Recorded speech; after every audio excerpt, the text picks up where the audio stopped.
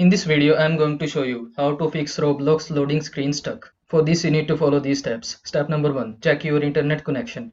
A stable connection is essential for Roblox. Ensure you are connected to a reliable network. Step number 2. Close other apps. Running multiple applications can slow down your system. Close unnecessary programs. Step number 3. Update Roblox. Make sure you are using the latest version of Roblox. Step number 4. Clear browse cache and cookies. This can resolve loading issues. Step number 5. Restart your device. A simple restart can often fix temporary glitches. Step number 6. Try a different browser. If you are using the web version, switch to a different browser like Chrome, Firefox or Edge. Step number 7. Check your Roblox outages. Sometimes the issue lies with Roblox servers. Check their social media or website for updates. Step number 8. Verify game integrity. On Steam. If you are using the Steam version, verify the game files for any corruptions.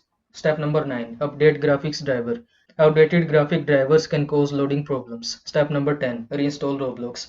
As a last, resort uninstall and reinstall Roblox.